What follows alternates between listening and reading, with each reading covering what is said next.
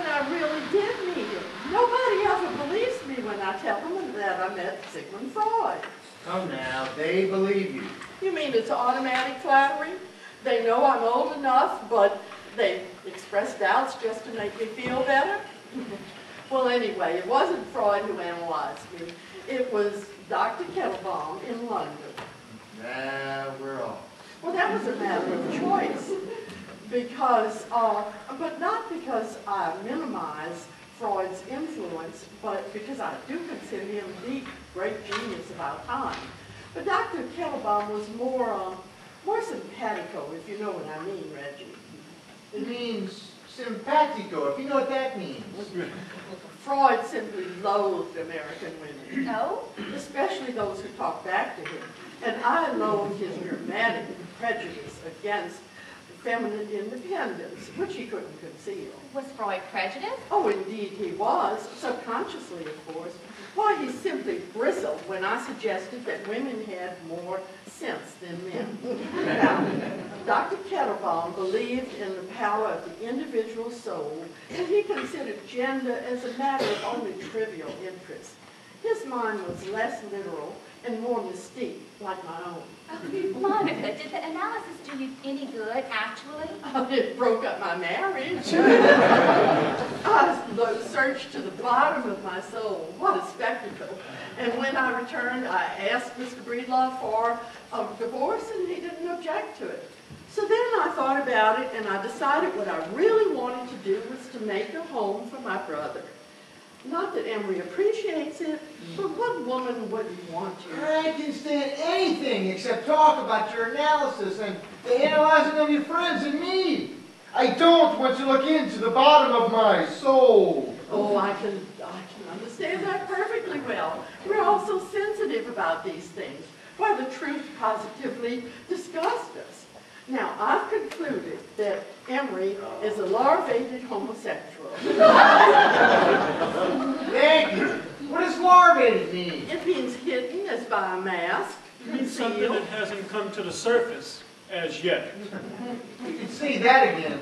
If I'm a homosexual, you have to change the whole concept of what goes on among them.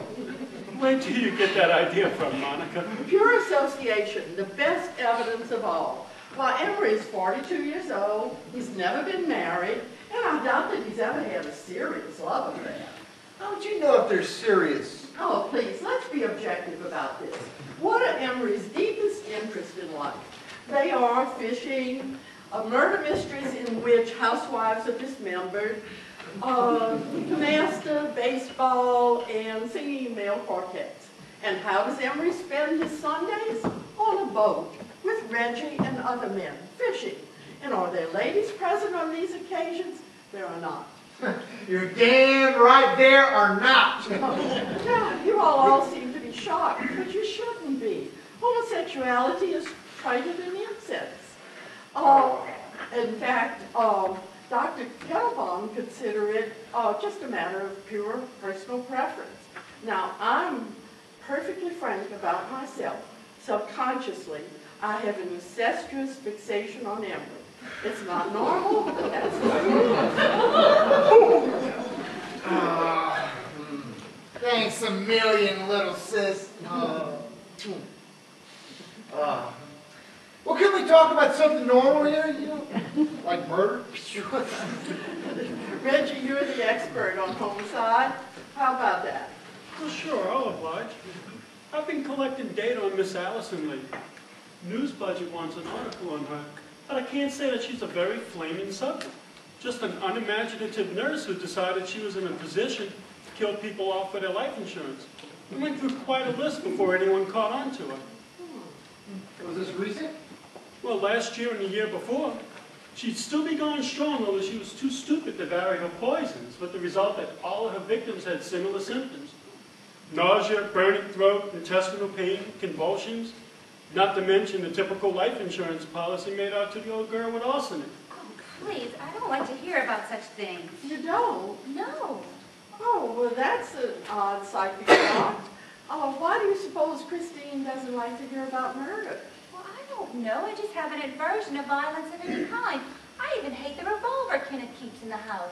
You dislike the revolver more than you do poisons? Oh, Monica, I hate them both. Oh, why don't we let Christine say the first thing that comes into her mind, and we might get to the root of this anxiety. It doesn't matter how silly you think it is, Christine, just say it. Now, Reggie, you tell the story, and Christine will associate. Oh, nonsense, Monica. What do you mean associate? Oh, you know. Well, last year, towards the middle of May, Miss Allison went to visit her sister-in-law's family. She got there in time for lunch, and her niece Shirley reminded her that she had promised to bring a birthday present for her birthday. Miss Allison was so upset at forgetting the present that she hurried to the neighborhood store and bought candy and soft drinks for the family. Now, Christine, do you think of anything? Oh, absolutely nothing. Well, actually, Miss Allison had brought a present. It was 10 cents worth of arsenic. Well, there must be something in your mind, something. Well, I was thinking of how devoted the Fern sisters were to my father when he was a radio commentator. I don't understand that yet. How do you know about that? Oh, well, they told me when I enrolled Rhoda in their school. Wasn't your father Richard Bravo? Yes. I thought so. The whole nation was devoted to him during the last war. Yes, I listened to Bravo every evening. Is there more to the story, Reggie? Uh-huh. When Miss Allison returned from the store, she opened a bottle of sarsaparilla for her niece and then watched the little girl's convulsions for an hour. Oh, now, quick, without thinking of anything, just say what's in your mind. No editing, no editing. Well, what I was thinking was even sillier. I've always had the feeling that I'm an adopted child and that the Bravos really aren't my parents. Oh, you poor innocent. Don't you know that the changeling fantasy is the commonest of childhood? Well, I once thought I was a foundling, of royal blood, of course, and Emery was a tutor. But tell me, Christine, have you always had this suspicion that you were adopted? Yes, always. Oh, but no real evidence. Only that I dream about it. Oh, what kind of dream? Oh, Monica, must I tell my dreams too? I'd rather hear your murder stories, Mr. Tasker. Well, we'll hear more story, and then we'll hear more from Christine. Why? Must you always dig around at people's insides? Monica, you're a ghoul. Of course, who isn't? Furnish the file. Well, it seems Miss Allison had to hurry back to town on an urgent errand. Since she hadn't paid the current premium on the policy in Shirley's life, and this was the last day of grace. Stupid. Oh, Allison was certainly crude. There have been others in her line, more gifted operators, like Bessie Denker. No, Bessie never made a mistake, never left a trace, never committed an imperfect crime. Who was this? The most amazing woman in all the annals of homicide, Bessie Denker. She was beautiful, she was brainy, and she was ruthless. She never used the same poison twice. In fact, her own father died of rabies, contracted supposedly from a rabid dog. Just so happens that all his money went to Bessie. Did you say Bessie Dinker? Yes. Oh, excuse me, I think I need to freshen my I think voice. Christine has had enough of this, Reggie. Could we talk about something else? Yes, I will. think we could. Although I'm still puzzled. No, let's hear more about Dr. Cattlebaum. If we leave it to Monica, she has 3 subjects: sex, psychiatry, and the pills. Sex and psychiatry are synonymous. You better try the pills. By pills, Emery means the pharmaceutical discoveries that have revolutionized medicine since 1935. If you took some of them, Emery, you'd be more of a man. I have a 3:30 lecture date, and I won't be much ahead of time if I leave now. I do hope you'll forgive me for filling the air with horror stories, Miss Penmore. You must forgive me, Mr. Tasker. I have some kind of phobia or mania. I can be quite unreasonable when I hear such things. Well, I'm rather sick of the bloody stuff myself, and only keep at it to make a living. So let's be friends. Yes, of course. I do have to be gone. Goodbye, Monica. Goodbye, Bluebeard.